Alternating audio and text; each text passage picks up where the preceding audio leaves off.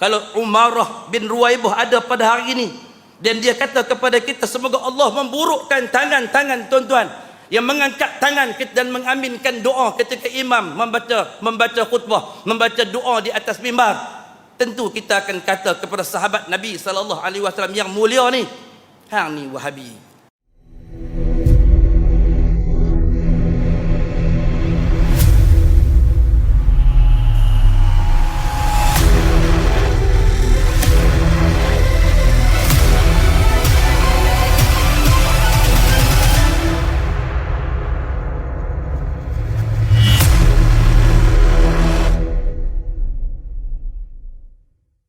Khutbah kemarin sebagai contoh, berapa ramai di kalangan makmum yang solat Jumaat di Perlis berada dalam keadaan terpinga-pinga, berada dalam keadaan tercengang, ada yang mata terbelik, ada yang tangan nak angkat jatuh balik, ada yang parti kiri, parti kanan, tak ada orang angkat, dia turun balik. Di atas satu kesedaran yang datang, yang dibawa di atas mimbar, bahawa ketika imam membaca doa di atas mimbar, imam tidak disunatkan untuk mengangkat tangan, dan begitu juga makmum di bawah tidak disunatkan untuk mengangkat tangan. Ini suatu ilmu tuan-tuan. Ini perkara yang ditinggalkan oleh junjungan besar baginda Nabi kita Muhammad sallallahu alaihi wasallam. Untuk melakukan solat Jumaat, memotong daripada 4 rakaat zuhur tinggal 2 digantikan dengan 2 khutbah. Ini telunjuk daripada siapa tuan-tuan? Ini bukan telunjuk daripada masyayikh, ini bukan petunjuk daripada ulama. Ini petunjuk daripada baginda Nabi kita Muhammad sallallahu alaihi wasallam. Maka sebagaimana Nabi sallallahu alaihi wasallam mengerjakan salat Jumaat, kata Umarah bin Ruwaibah, semoga Allah memburukkan kedua-dua belah tanganmu ke atas Bishr ibn Marwan yang mengangkat tangan di atas mimbar ketika berkhutbah. Kalau Umarah bin Ruwaibah ada pada hari ini dan dia kata kepada kita, semoga Allah memburukkan tangan-tangan tuan-tuan yang mengangkat tangan dan mengaminkan doa ketika imam membaca khutbah, membaca doa di atas mimbar, tentu kita akan kata kepada sahabat Nabi sallallahu alaihi wasallam yang mulia ni, hang ni Wahabi. Kita akan kata kepada sahabat yang bernama Umarah bin Ruwaibah, kita akan kata, hang ni kompom Wahabi. Sedangkan yang datang dan yang memberikan teguran adalah seorang sahabat besar baginda Nabi kita Muhammad sallallahu alaihi wasallam, Bishr ibn Marwan, yang memegang kerajaan pada ketika itu, tidak mampu untuk kata apa pun, tak mampu untuk nak menidakkan daripada apa yang didoakan oleh Umarah bin Ruwaibah, kerana dia sedar dia siapa.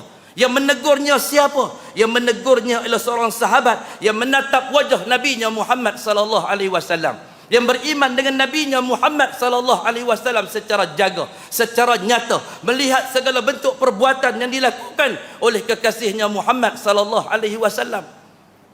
Sehingga kita perlu untuk menekankan hal yang demikian.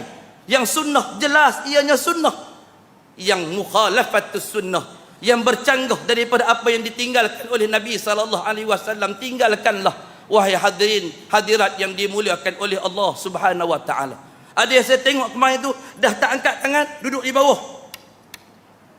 Habis saja imam landing. Wa sallallahu ala nabiyyina Muhammad walhamdulillahi rabbil alamin. Naik pula. Alhamdulillah. Selesai. Tadi dah angkat tak wani dah, pasal imam kata dah tidak menjadi sunnah bagi makmum untuk mengikut imam, tak disunnahkan. Begitu juga kata al-Imam An-Nawawi dalam syarah Sahih Muslim ketika mensyarahkan hadis tersebut. Dah tak boleh angkat tangan, tak bawah. Last sekali, alhamdulillahi rabbil alamin. Nah, angkat juga kau mana pun. Tak berapa nak tenteram. Jiwa tak tenteram kalau tak melakukan sesuatu yang mukhalafatus sunnah daripada apa yang ditinggalkan oleh junjungan besar baginda Nabinya Muhammad sallallahu alaihi wasallam. Hadirin hadirat yang dimuliakan Allah, sidang qiyam Ramadan yang dimuliakan oleh Allah Subhanahu wa taala sekalian. Sedarkanlah diri kita. Jadikanlah Ramadan madrasah untuk kita kembali kepada sunnah Nabinya Muhammad sallallahu alaihi wasallam. Jadikan madrasah Ramadan sebagai jalan ketika mana iblis dan syaitan diikat jauh, ketika pintu-pintu syurga sedang dibuka, ketika mana pintu-pintu neraka sedang ditutup dengan serapat-rapatnya, ketika mana pintu-pintu langit sedang terbuka pada saat ini sampai pada malam 1 Syawal. Banyakkanlah berdoa kepada Allah Subhanahu wa taala agar Allah memimpin kita untuk kembali ke jalan yang benar yang ditinggalkan oleh baginda Nabi Muhammad sallallahu alaihi wasallam. Cukuplah bekalan bagi diri kita.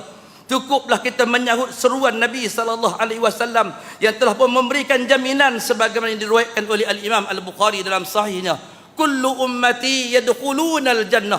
Ini jaminan baginda Nabi kita Muhammad sallallahu alaihi wasallam. Setiap umat aku, kata Nabi, semua akan masuk syurga Allah Subhanahu wa taala. Kullu ummati yadkhulunal jannah illa man ya'ba. Para sahabat ridwanullah alaihim ajmain kata, illa man ya'ba. Ada orang yang enggan untuk masuk syurga ya Rasulullah? Ada orang yang enggan untuk masuk syurga?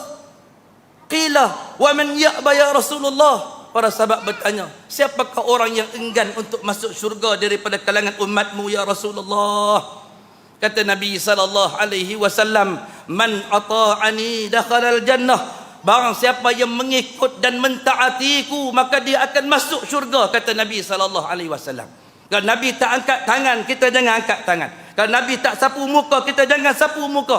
Tak kira ketika mengaminkan doa ataupun selepas memberi salam. Kerana ia bukan contoh dan tauladan, menjadi sunnah yang dirakamkan oleh para ulama ke atas perbuatan kita selepas daripada mengaminkan doa ataupun selepas daripada kita memberi salam. Man ata'ani dakhalal jannah, kata Nabi sallallahu alaihi wasallam. Siapa yang mentaatiku, mengikutiku, mengikut telunjuk dan contoh yang telah aku berikan, yang redha dengan ketentuan yang datang daripada Allah dalam surah Al-Maidah, al-yawma akmaltu lakum dinakum. Pada hari ini kami telah melengkapkan agamamu wahai Muhammad. Wa atmamtu alaikum ni'mati, dan kami telah pun menyempurnakan nikmat-nikmat kami ke atasmu wahai Muhammad. Wa raditu lakumul Islam madinah, dan kami redha untuk Islam itu kalian anuti. Kita nak mencari Islam yang ditinggalkan pada hari wafatnya baginda Nabi kita Muhammad sallallahu alaihi wasallam. Kita bukan nak mencari Islam yang ada di Mesir. Kita bukan nak mencari Islam yang ada di tanah Jawa. Kita bukan nak cari Islam yang ada di bumi Yaman. Kita bukan nak cari Islam yang ada di bumi Makkah ataupun Madinah. Itu bukan telunjuknya. Kita nak mencari Islam yang ditinggalkan pada hari wafatnya baginda Nabi kita Muhammad sallallahu alaihi wasallam. Kerana Islam yang seumpama itu sahajalah yang telah mendapat jaminan waraditu lakumul Islam Madinah, dan kami telah sempurnakan, kami teredai untuk kalian menganuti agama Islam tersebut, kata Allah Subhanahu wa taala.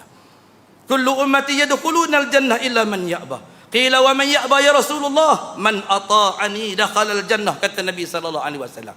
Hanya yang mengikut telunjuk Nabi sallallahu alaihi wasallam, yang mengadakan, yang beramal dengan amal soleh, wa huwa mu'minun falanuhyiyannahu hayatan tayyibah. An-Nahl 97 tadi. Hanya yang demikian, kata Al-Imam Ibn Katsir, mengikut telunjuk Al-Quran dan sunnah Nabi Muhammad sallallahu alaihi wasallam yang disyariatkan oleh Allah Subhanahu wa taala. Itulah golongan yang taat kepada perintah Nabi Muhammad sallallahu alaihi wasallam. Wa man asani faqad abah. Siapa yang ingkar daripada ajaran aku, siapa yang buat lain daripada apa yang aku tunjukkan, siapa yang rasa lebih pandai dalam bentuk agama daripada aku, dia adalah tergolong di kalangan orang yang enggan untuk masuk syurga di atas jaminan baginda Nabi kita Muhammad sallallahu alaihi wasallam.